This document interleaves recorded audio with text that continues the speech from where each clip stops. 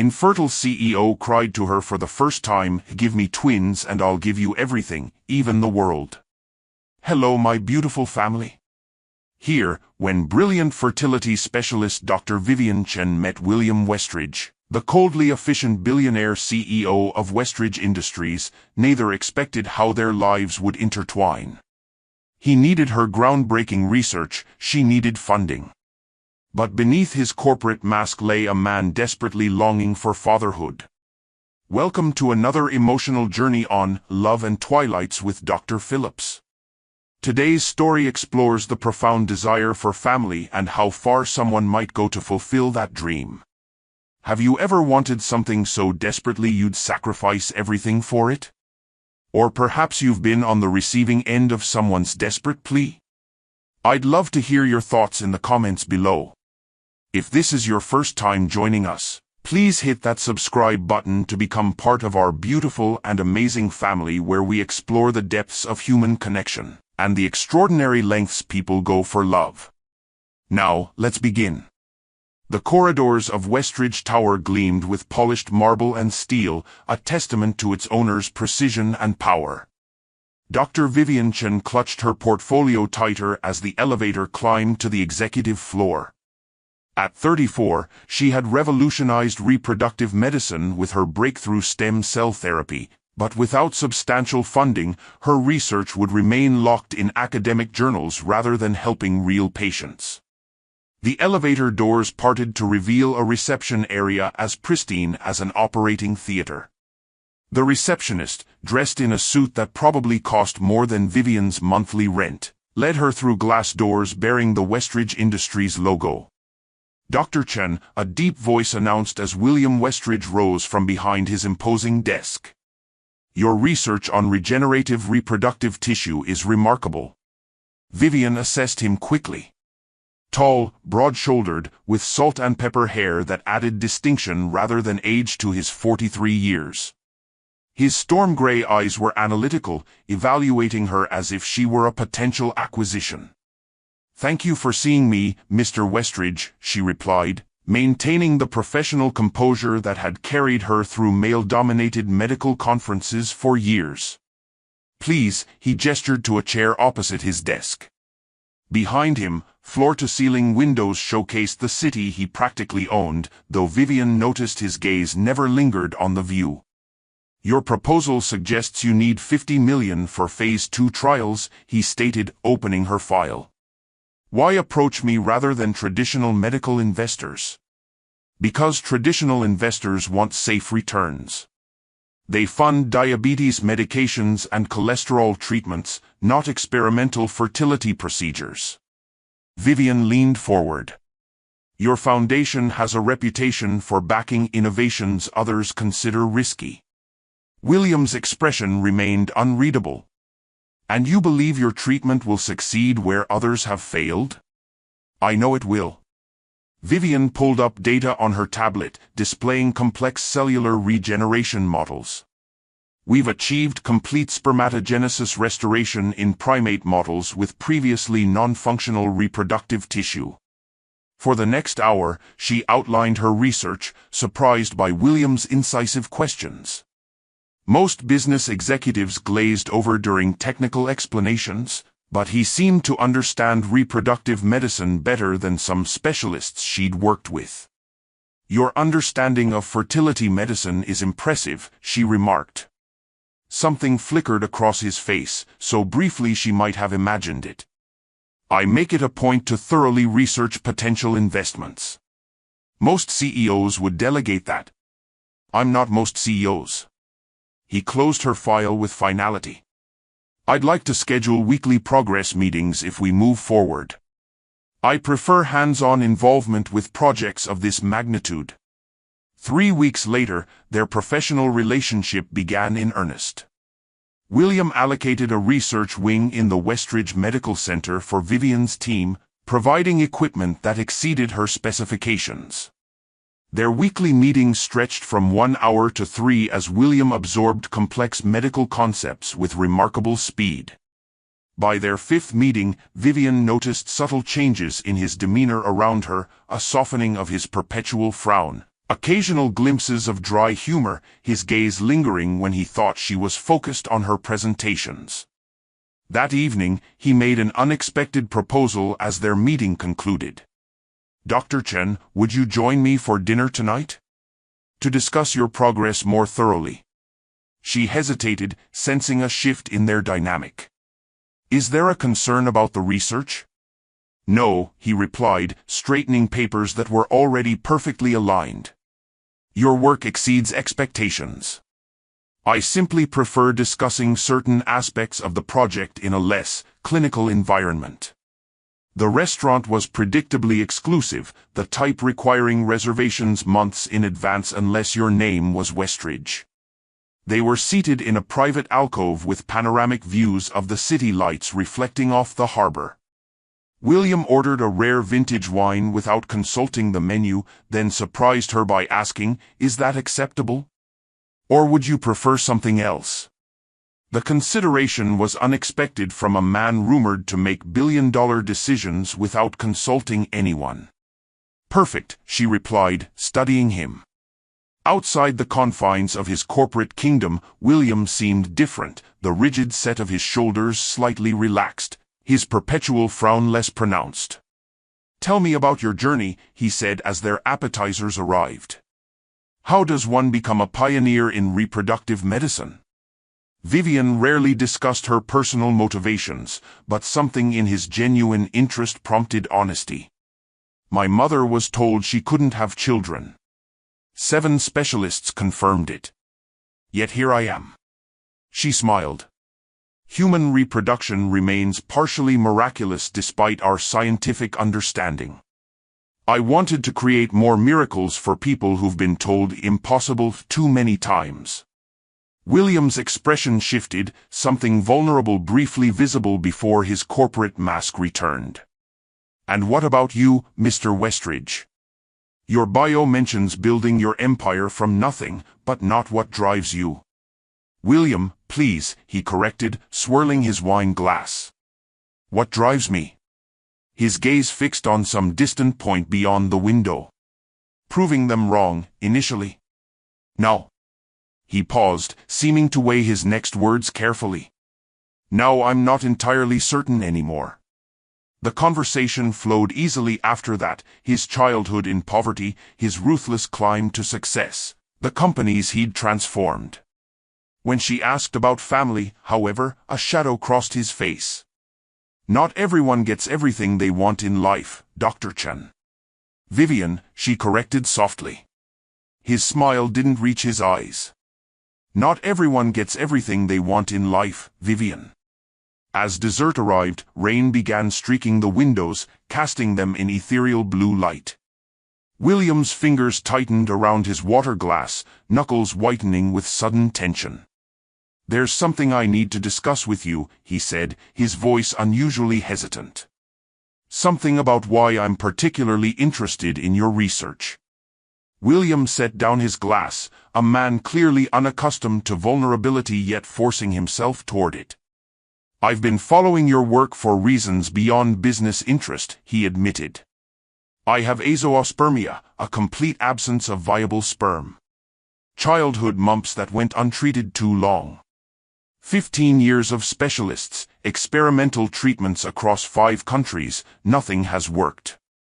His voice remained steady, but Vivian saw the cost of this confession in his eyes. Years of private anguish carefully hidden behind corporate achievements and wealth. "My marriage ended because of it," he continued. "Margaret wanted children. When I couldn't provide them, she found someone who could." As a fertility specialist, Vivian had counseled countless patients through similar revelations, but William's controlled delivery made it more affecting than emotional outbursts she typically witnessed. "There are options," she began cautiously. "Donor sperm, adoption. I've explored them all." William's interruption was gentle but firm. "This isn't about continuing the Westridge name. It's more." He searched for words. "Primal than that. The desire to create life, to see myself in another human being." His eyes locked with hers. Your research on reimplanting modified stem cells to regenerate reproductive tissue, it represents what I've spent years searching for. Understanding dawned. You want to be my first human trial. I want to fund your research completely, he clarified, with one condition: I receive the first treatment. Vivian's professional ethics immediately raised alarms. That's not how medical research works. We need proper trials, control groups, regulatory approvals. Everything has a price, Vivian. His voice dropped. Name yours. She refused his offer that night, explaining the scientific process couldn't be circumvented, not even for billions of dollars. William accepted her decision with surprising grace, though the intensity in his eyes suggested the conversation wasn't finished. Over the next 3 months, each meeting brought new proposals, increased funding, expanded facilities, additional research staff. Never explicitly mentioning himself as a patient, yet the implication remained clear. Your stem cell therapy could help thousands, he noted during one late-night lab discussion, examining cell cultures with genuine interest. Not just me. As they worked more closely, Vivian glimpsed the man behind the corporate legend. She noticed how he remembered every lab technician's name, his unexpected gentleness with junior researchers, his habit of bringing coffee for the overnight staff. The fearsome CEO reputation seemed increasingly disconnected from the thoughtful man who discussed medical ethics with her until midnight. William, meanwhile, observed Vivian's dedication to patients beyond research subjects, her brilliant mind making intuitive leaps during complex problems, her habit of tucking hair behind her ear when concentrating.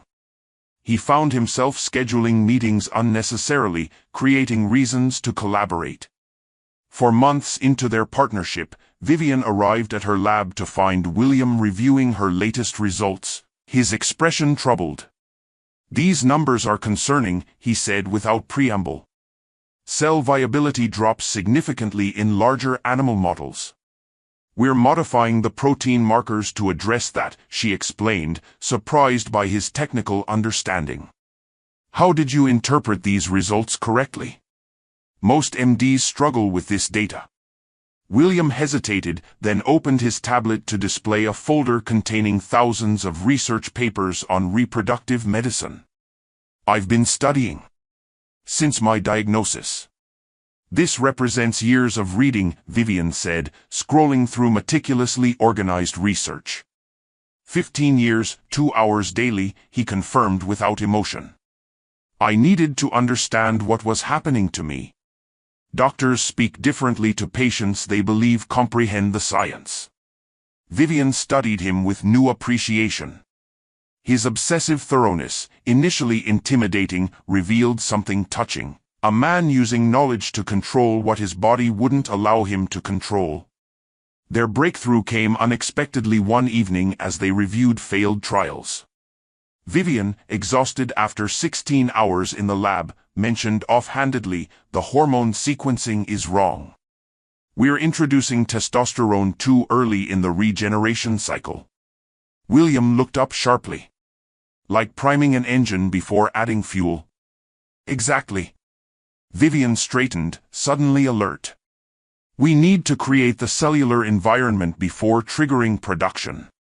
She began rapidly sketching a new protocol, William contributing insights that balanced her theoretical approach with practical applications. By morning, they had redesigned the treatment protocol. Preliminary tests showed promising results within weeks. Their professional dynamic shifted imperceptibly. Coffee breaks extended into dinner discussions. Technical conversations evolved to include personal histories. William described growing up in foster care, determining at 12 that financial success would protect him from ever being vulnerable again. Vivian shared her struggles as a woman in medicine, the relationships sacrificed to her career. 6 months into their collaboration, with human trials approaching, William invited Vivian to his estate to finalize funding details. The sprawling property perched on coastal cliffs, architecturally impressive yet strangely impersonal inside, Rooms designed for families that remained empty, spaces waiting for laughter that never came. In his study, William revealed an architectural model of a state-of-the-art fertility clinic bearing Vivian's name. "This represents the future of your research," he said quietly. "A place where people who've lost hope can find it again." Vivian studied the model, moved by its potential impact. "It's remarkable. It could become reality." William's voice softened.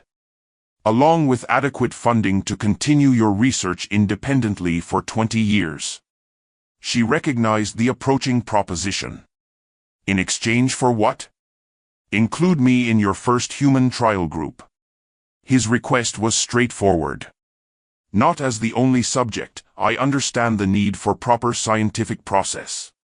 But as one participant among many." The offer was carefully calibrated to address her ethical concerns while still achieving his goal. Vivian hesitated, conflicted.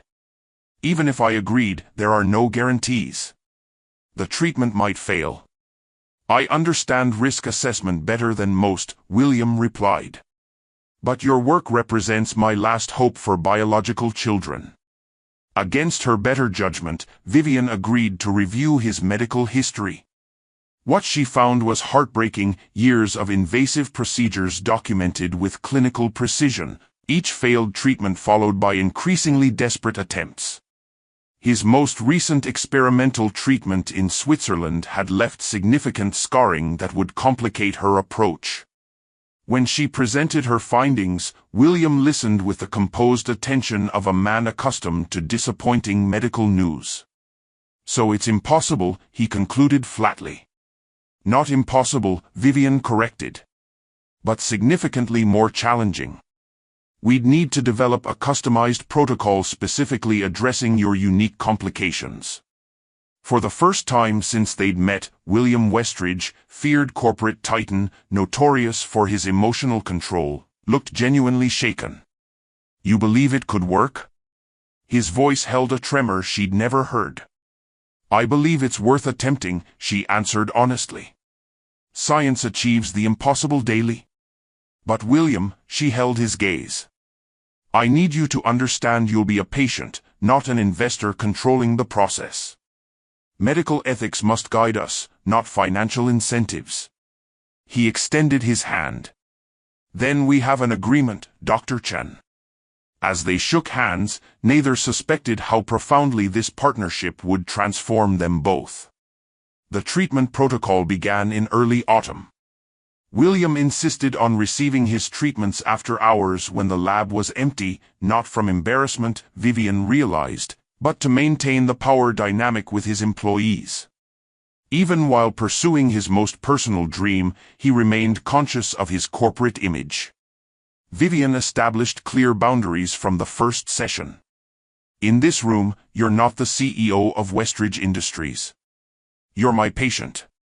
William nodded, an unfamiliar tension in his shoulders as he changed into a medical gown. "I'm accustomed to being in control." "Not here," she replied, preparing instruments with practiced efficiency. "Medical procedures require surrender."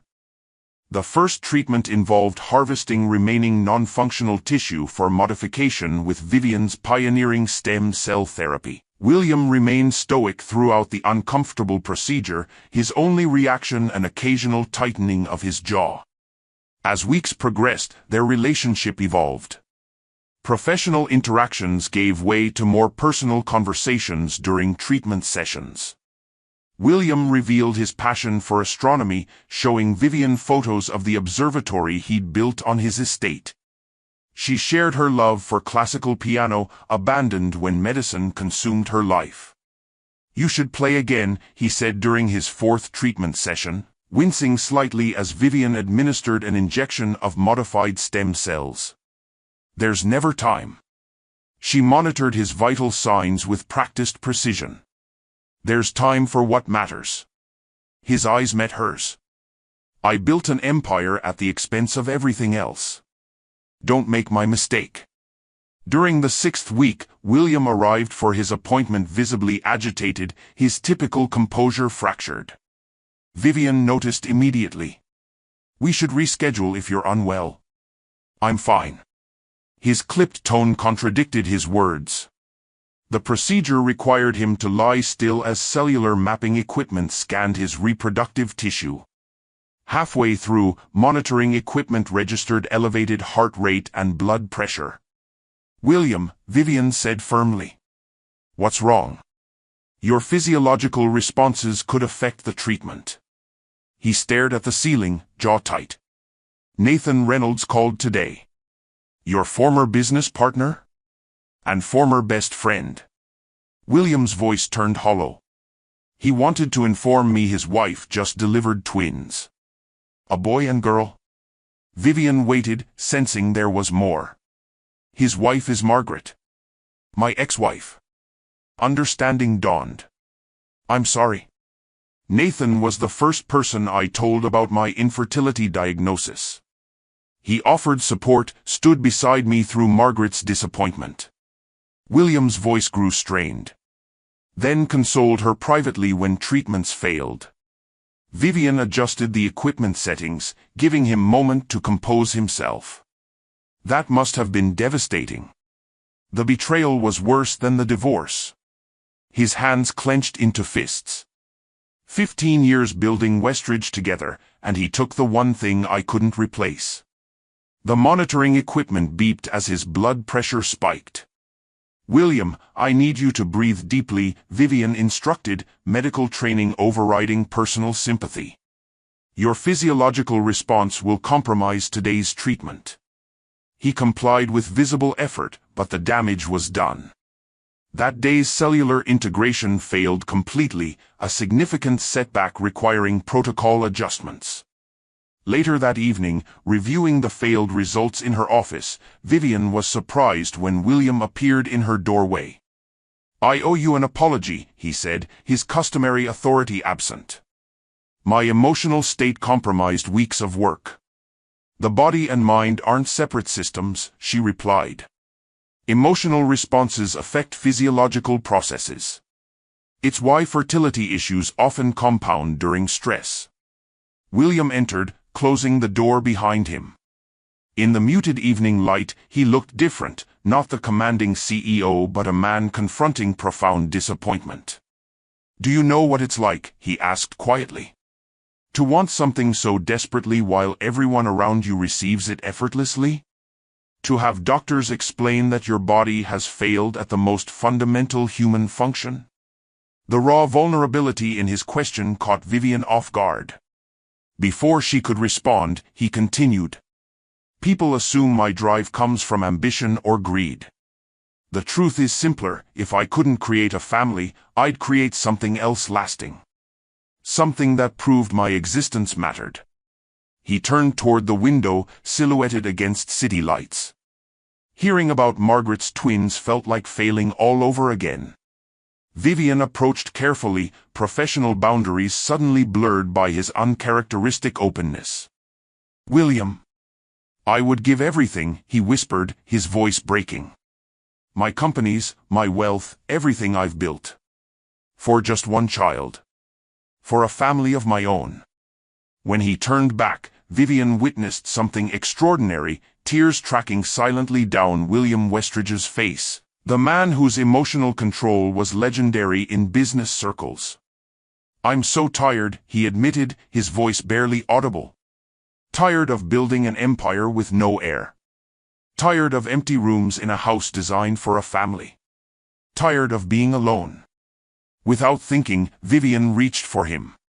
William hesitated, then accepted her embrace, his powerful frame shaking with silent, long-suppressed grief. "You're not alone in this," she murmured, professional detachment forgotten in the face of such raw human pain. That night marked a fundamental shift in their relationship. William began sharing more than his medical history, childhood dreams of coaching Little League, bedtime stories he'd memorized, family traditions he longed to create. Vivian found herself reciprocating, revealing her own interrupted engagement to a man who'd hidden his vasectomy, never intending the children they'd discussed. Their modified treatment protocol showed promising results by late winter. William's body began producing viable sperm cells, initially few in number but increasing steadily with each treatment. The evening Vivian confirmed these results, William invited her to his estate to celebrate. The dinner was elegant yet comfortable, their conversation flowing easily between scientific discussion and personal reflections. As they stood on his terrace beneath a star-filled sky, William's expression was unguarded in a way Vivian had never witnessed. "You've given me back possibility," he said quietly. "After years of certainty that fatherhood was impossible." "The science gave you possibility," she corrected. "I just applied it." "No." He turned to face her fully. "It was you, Vivian. Your brilliance, your dedication, your refusal to accept impossibility." The moment stretched between them, charged with unspoken emotion. William moved closer, hesitating briefly before brushing his fingers against her cheek. "I should maintain professional boundaries," Vivian whispered, even as she leaned slightly into his touch. "Should we?" His question hung in the night air. Before she could answer, his phone rang with the specific tone he'd designated for emergency business matters.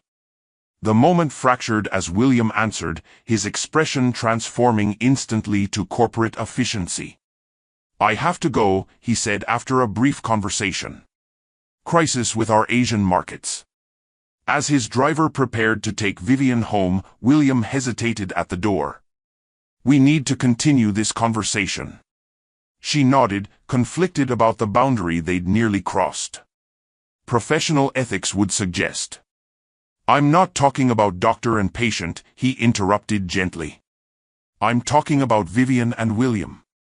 As his car disappeared into the night, Vivian realized her carefully maintained professional distance had been compromised by something far more complicated than she'd anticipated. Genuine feelings for a man whose deepest vulnerability she'd witnessed, whose most profound dream she'd helped restore.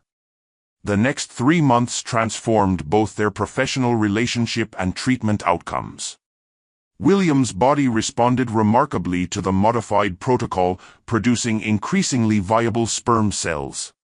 With each positive test result, Vivian witnessed a gradual change in him, subtle softening of his expression, occasional genuine smiles, moments of unguarded hope. "We should discuss next steps," Vivian said during their weekly review meeting. "Your cellular regeneration has stabilized at levels comparable to healthy donors." William studied the data with the intense focus he brought to billion-dollar contracts. "So the treatment is complete?" "For this phase, yes. You're officially fertile again." Saying the words aloud felt momentous. The next consideration would be finding a suitable surrogate if you... "Let's discuss that over dinner," he interrupted, closing the medical file. "Not here." That evening, William's driver delivered Vivian to his estate rather than their usual restaurant. The massive house was transformed. Warm lighting replaced the usual stark brightness, classical piano music played softly, and dinner awaited on the terrace overlooking the illuminated gardens. "This feels less like a medical consultation and more like..." Vivian hesitated. "A date?" William offered, holding her chair. "Perhaps that's intentional." Throughout dinner, their conversation remained carefully distant from medical matters. Focusing instead on William's childhood dream of becoming an astronaut, Vivian's semester studying medicine in Tokyo, their shared appreciation for obscure historical biographies. The ease between them felt both natural and dangerous. As dessert arrived, William finally broached the subject hovering between them. "I've been thinking about how to proceed now that the treatment has succeeded. Professionally speaking, you should consult with reproductive specialists about surrogacy options," Vivian suggested, maintaining her clinical tone. "And personally speaking?" Her hesitation prompted him to continue. "These months working together have been transformative beyond the medical outcomes," he said carefully. "I've come to value your perspective, your company, your..." "William," she interrupted gently. My role as your doctor complicates any personal considerations. You are my doctor, he corrected. The treatment phase is complete, as you confirmed today. That particular ethical barrier no longer exists. Before Vivian could respond, a sudden spring thunderstorm erupted. They hurried inside as lightning illuminated the gardens in brilliant flashes. In his wood-paneled study, William poured 2 glasses of cognac, handing one to Vivian as thunder rattled the windows. The timing seems significant, he noted with unexpected humor. Nature interrupting precisely when conversations become uncomfortable. Vivian smiled despite herself. Perhaps it's warning us about dangerous territory. Or highlighting momentous occasions. William moved closer. I've made a decision about fatherhood, Vivian. One I'd like to discuss with you. I'll help you find the best surrogacy agency, she offered automatically. That's not what I meant. His expression grew serious. These months have changed me. What began as a desperate pursuit of fatherhood has evolved into something more meaningful. He set down his glass and took her hands in his. The gesture felt simultaneously intimate and frightening in its implications. I've realized something important, he continued, his voice low and intense. The family I want isn't just about having a child. It's about sharing that experience with someone he paused, seeming to gather courage. Someone I've grown to care for deeply. Vivian's heart raced as she recognized where this conversation was heading. William, this is complicated. Your focus on fatherhood, our professional history. I'm not expressing this well, he admitted, frustration evident in his furrowed brow. Business negotiations are simpler than matters of the heart. He guided her to sit beside him on the leather sofa, still holding her hands. Let me try again. When I began this journey, having a child was my sole focus, the missing piece that would complete my life. Now I understand that view was fundamentally flawed. Outside, the storm intensified, rain lashing against the windows as William continued. A child isn't a possession to acquire or an achievement to accomplish. A family is about connection, about creating something meaningful together with someone you love. His gaze held hers intently. I want that with you, Vivian. The declaration hung between them, momentous and terrifying. Before she could formulate a response, William pressed on. Give me twins, Vivian. Carry my children, and I'll give you everything, research funding for life, clinics worldwide, anything you want. The words rushed out, passionate yet oddly formal. We could create a family together, continue your research without financial constraints. Stop. Vivian withdrew her hands, a chill spreading through her despite the room's warmth. Do you hear yourself? You're proposing a transaction, not a relationship. Confusion flickered across his face. That's not. Isn't it? Disappointment crushed the fragile hope she'd nurtured. After everything we've shared, I'm still just a means to an end? A convenient solution to your problem? No, you misunderstand. William reached for her, but Vivian stood, creating distance between them. I understand perfectly, she said, struggling to keep her voice steady. You want children. I'm a fertility doctor who's proven she can help you achieve that goal. It's a logical business arrangement. This isn't about business, William insisted, frustration edging his tone. I'm trying to tell you I have feelings for you. By offering me everything in exchange for bearing your children? That's not love, William. That's acquisition. The hurt transformed to anger as she gathered her purse. After all this time, you still see relationships as transactions. William's expression shifted from confusion to dawning horror as he recognized how his proposition had sounded. Vivian, please. I expressed myself poorly. You expressed yourself precisely. She moved toward the door. You built your empire by identifying what people want and offering the right price for it. But some things can't be purchased, William. Genuine connection isn't a business deal. That's not what I meant, he insisted, his customary composure fracturing. Please, let me explain. I think you've explained enough. Vivian opened the study door. I'll arrange for another doctor to monitor your ongoing progress.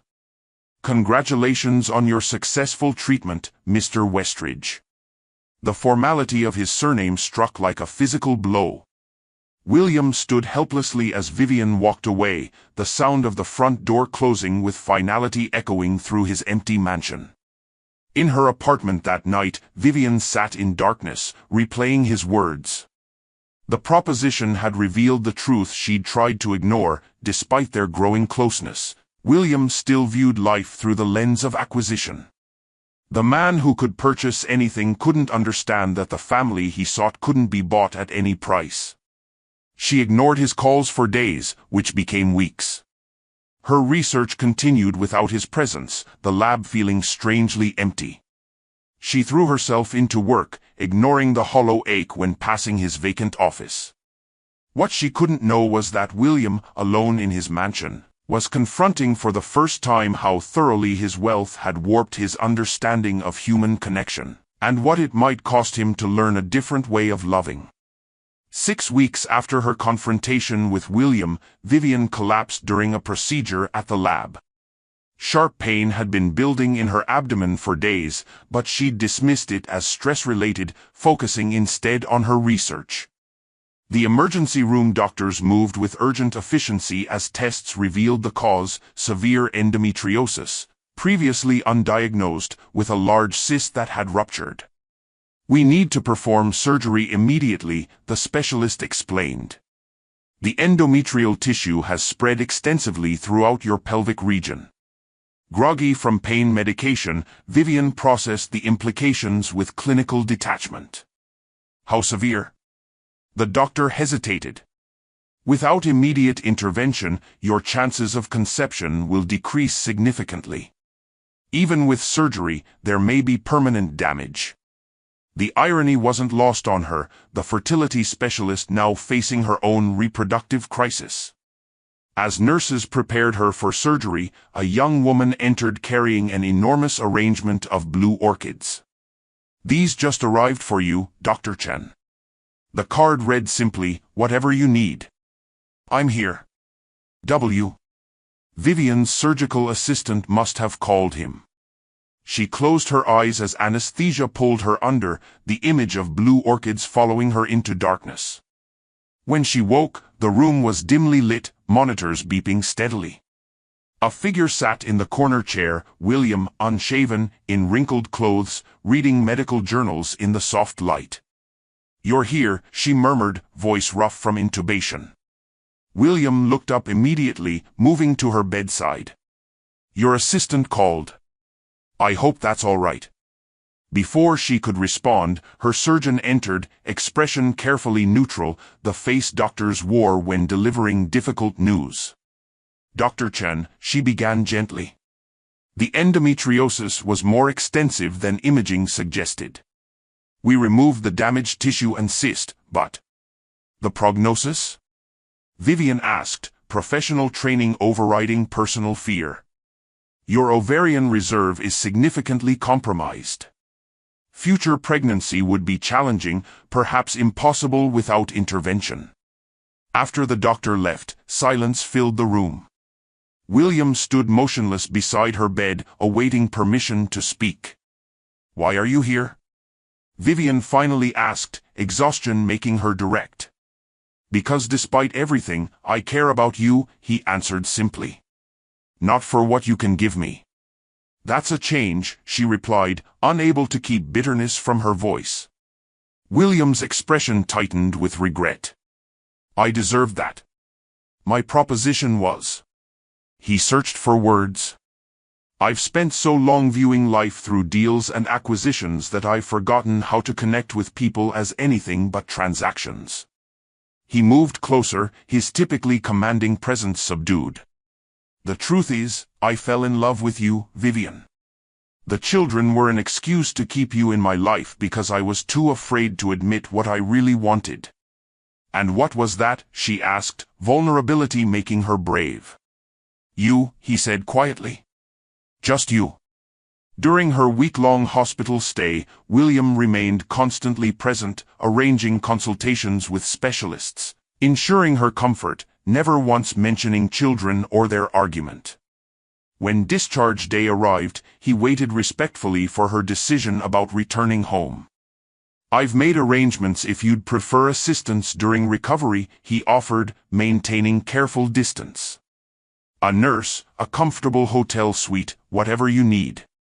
Vivian considered him, this powerful man suddenly uncertain, genuinely concerned without ulterior motives. I'd like to go home, she decided. My apartment. William nodded, disappointment briefly visible before he masked it. Of course. I'll have my driver take you. At her apartment door, he handed her a business card. This is my personal number. Not my assistant, not my office. Me. If you need anything, medical consultations, grocery delivery, someone to yell at, I'm available. The unexpected humility in his final phrase made her smile despite herself. Thank you, William. He turned to leave, then hesitated. For what it's worth, I'm sorry. Not just for my clumsy proposition, but for not seeing you clearly enough to understand why it was wrong.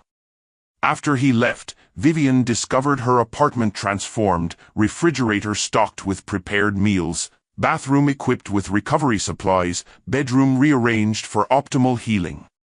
On her nightstand sat a small music box that played Chopin's Nocturne in E-flat major, her favorite piece she'd once mentioned in passing. The note read, because there should always be time for what matters. Rest well. W.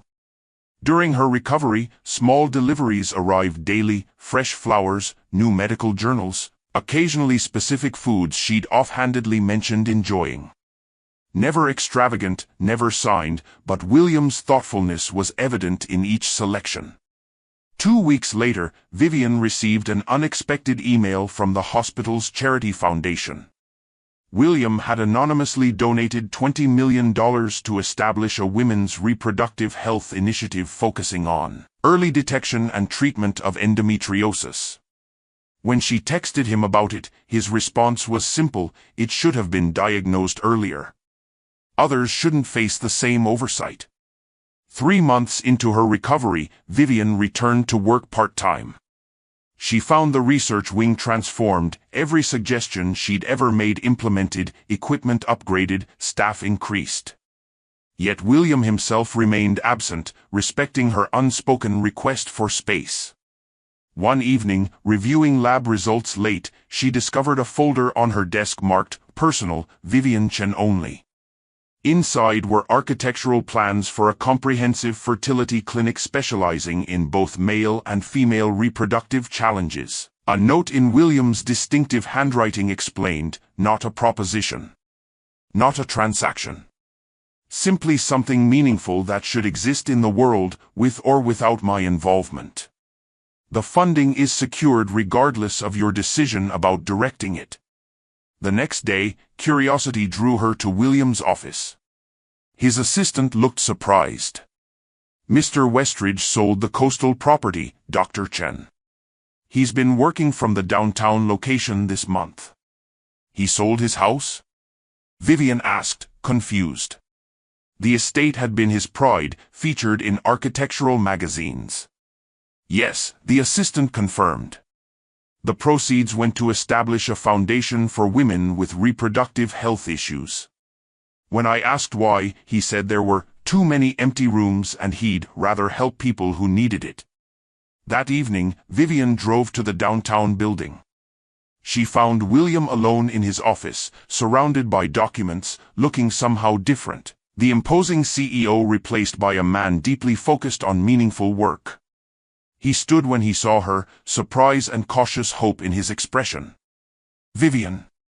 You sold your house, she stated, watching him carefully. It never felt like home, he admitted. Just a showcase designed to impress others. And the foundation? The clinic plans? Not attempts to win you back, he clarified immediately. Things that should exist regardless of us.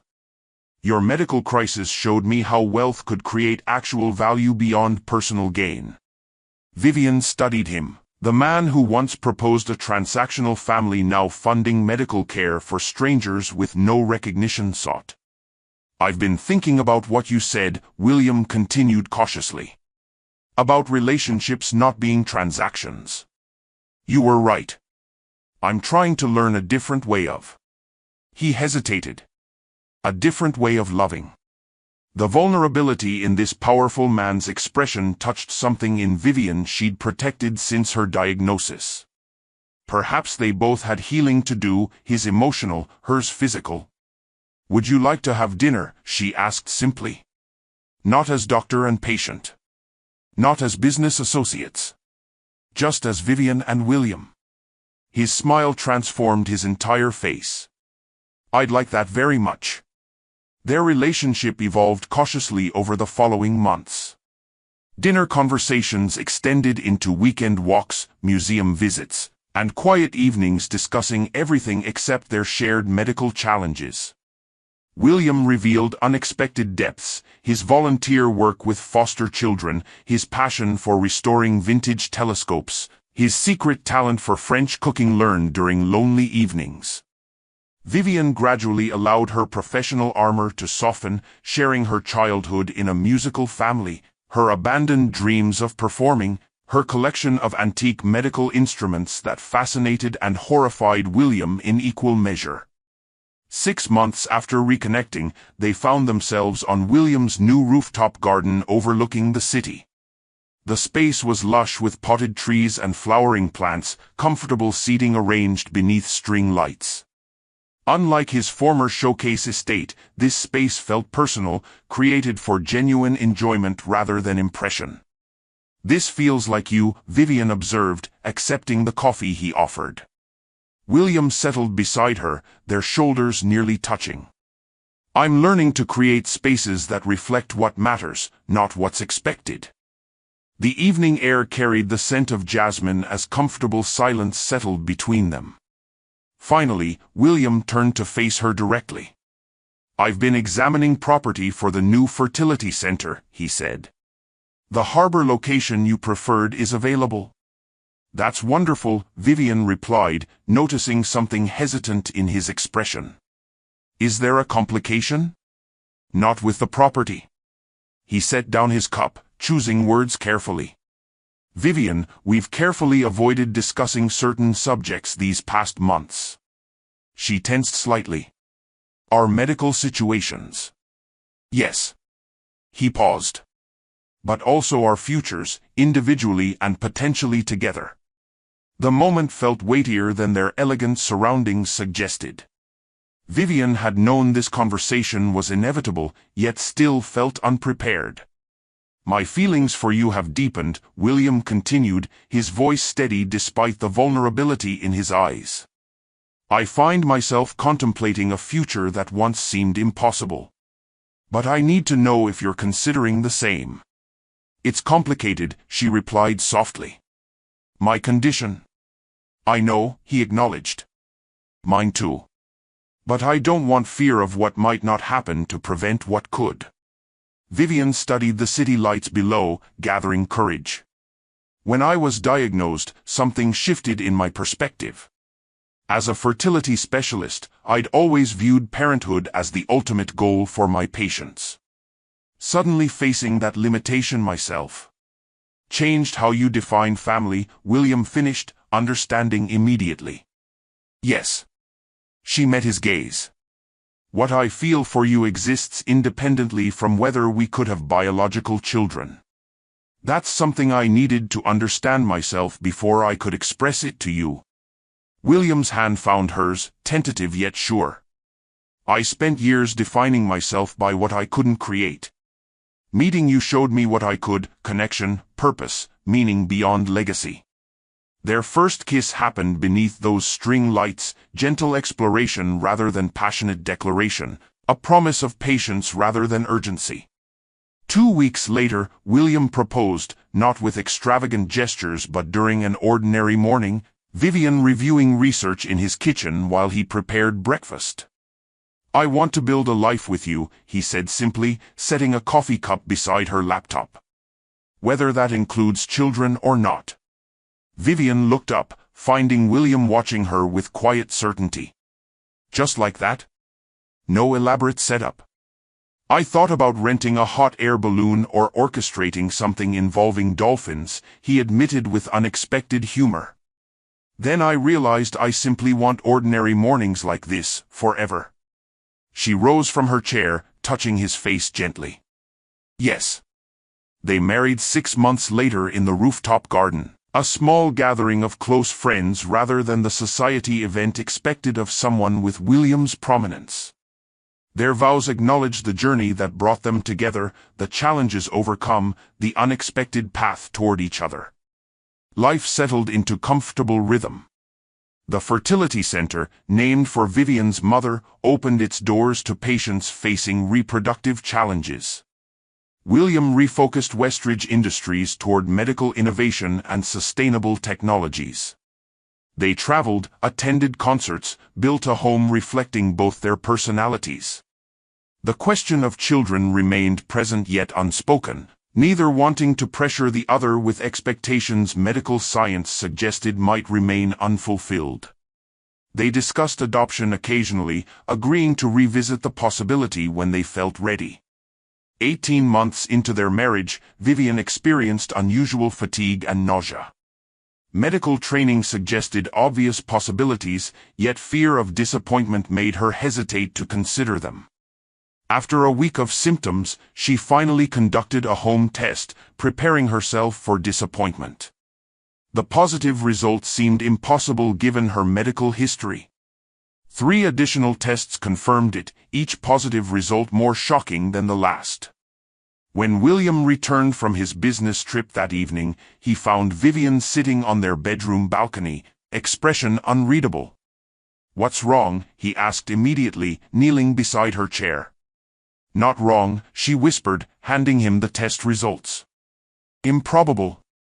William stared at the papers, understanding dawning slowly across his face. "How is this possible?"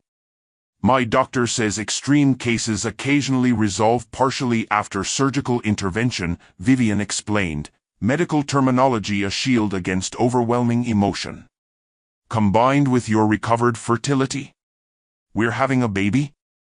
William's voice cracked, his customary composure abandoned.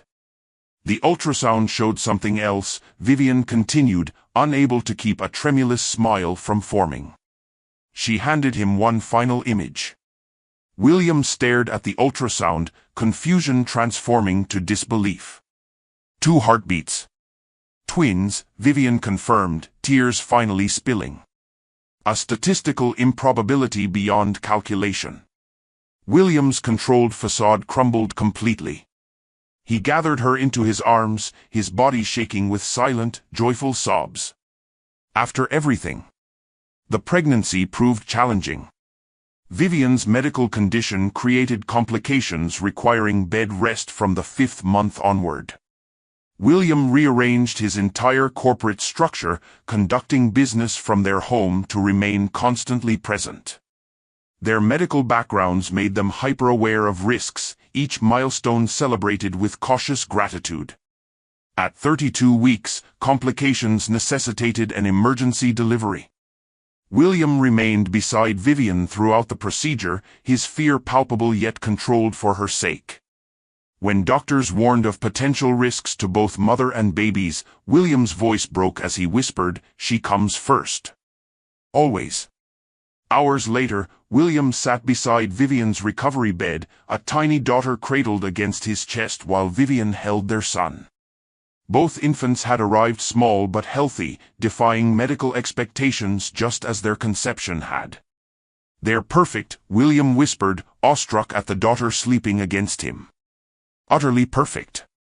Vivian observed the tableau, this powerful man completely transformed by the tiny life in his arms, and remembered his desperate proposition years earlier. You once offered me everything in exchange for twins, she said softly. Even the world.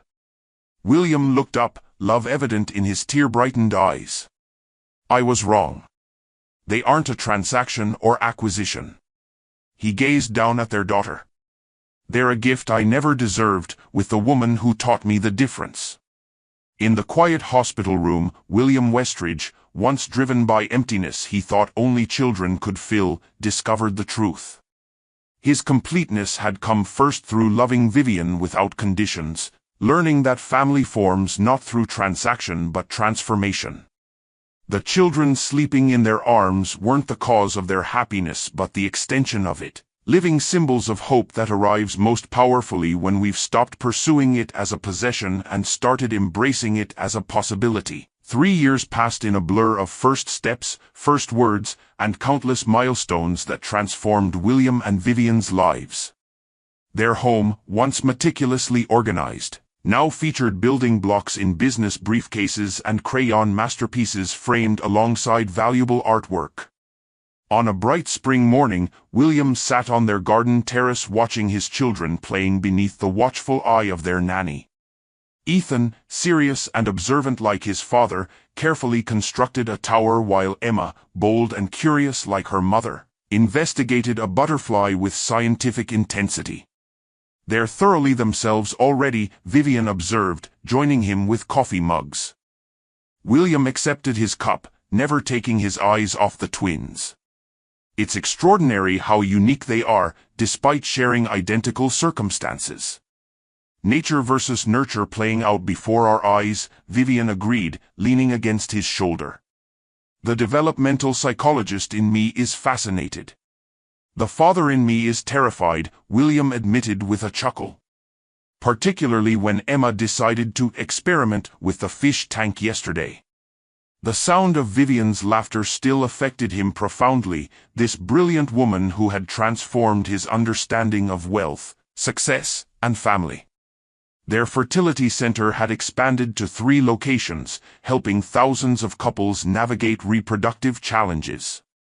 William had restructured his business empire, prioritizing medical innovation and stepping back from daily operations to be present for bedtime stories and weekend adventures. Each evening when reading to the twins, William marveled at how thoroughly his definition of success had changed. The man who once measured worth through acquisitions now found infinite value in Emma falling asleep against his chest or Ethan requesting, "One more story, please, Papa." On the twins' 3rd birthday, they hosted a small celebration in the garden. As William helped Emma blow out her candles, he caught Vivian watching them, her expression reflecting his own wonder at their improbable family. Later that evening, after tucking exhausted children into bed, William found Vivian in their study reviewing patient files. 3 years, he said quietly, pouring 2 glasses of champagne. Sometimes I still can't believe they're real. Vivian accepted her glass, setting aside her work. Remember when you first approached me about the treatment? You were so formal, like you were negotiating a corporate merger rather than discussing fertility. William winced good-naturedly. I've learned a few things since then. Have you? She teased, eyes bright with affection. I hope so. He sat beside her, taking her hand. I offered you everything for twins, including the world, as if that were something I possessed to give. And now? Now I understand, he said softly, that what I thought was everything was actually nothing compared to this life we've built. The twins aren't valuable because they're mine, they're precious because they're themselves, unique, challenging, marvelous little people we get to guide for a while. Vivian touched his face gently. That's quite an evolution for a man who once viewed life as a series of acquisitions. I had an exceptional teacher, he replied, kissing her palm. The fertility center continued flourishing, but its most profound impact came through an unexpected program William established for young adults aging out of foster care, providing medical screening, fertility preservation options, and reproductive health education often unavailable to those without family support. Why this particular focus? A journalist asked during a feature on the program. William's answer was straightforward, because family isn't just biological. It's about connection, belonging, and possibilities, things every person deserves access to, regardless of their background. The man who once desperately pursued biological children now advocated for expanded definitions of family, funding adoption initiatives alongside cutting-edge fertility research. 5 years after the twins' birth, William stood at the podium accepting a humanitarian award for the center's work. Looking across the audience to where Vivian sat with their children, now 5 years old and dressed in their fancy clothes, for Papa's important event, he abandoned his prepared speech. Success once meant acquisition to me, he admitted to the gathered crowd. More wealth, more companies, more achievements.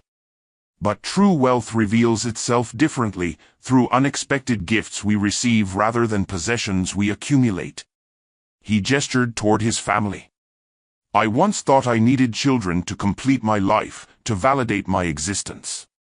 What I discovered instead was that genuine fulfillment comes from learning to love without conditions or expectations, something my remarkable wife taught me. Emma waved enthusiastically while Ethan gave a solemn thumbs up, making the audience chuckle. Our fertility center exists because we believe in possibilities, William continued. Not just medical ones, but human ones, the possibility that loss can become discovery, that endings can become beginnings, that what seems broken can become whole in unexpected ways. As cameras flashed and applause filled the room, William Westridge, once defined by ruthless business acumen, was recognized instead for compassion, generosity, and vision. Yet the only recognition that truly mattered waited at home, in bedtime hugs and morning chaos, in the family he'd found not through transaction but transformation. If this story touched your heart, we'd love to hear your thoughts in the comments below. Has someone in your life shown you that true value lies beyond material success? Or perhaps you've experienced your own journey of transformation where what you thought you wanted became something entirely different, and better than you imagined? Life often presents us with unexpected paths, doesn't it? Sometimes our greatest blessings arrive through our greatest challenges. William and Vivian's journey reminds us that genuine connection transcends transaction, that family forms in countless ways, and that our definitions of success can evolve profoundly through love. This is Dr. Phillips inviting you to share your own stories of unexpected blessings and transformative relationships. Your experiences might provide hope to someone facing their own difficult journey right now. If you're new to our channel, Love and Twilights with Dr. Phillips, please subscribe to join our family where we explore the extraordinary depths of human connection. Each week we share stories that remind us how love transforms even the most guarded hearts. Until next time, remember that sometimes the things we pursue most desperately find us only when we stop chasing them as possessions and start embracing them as possibilities.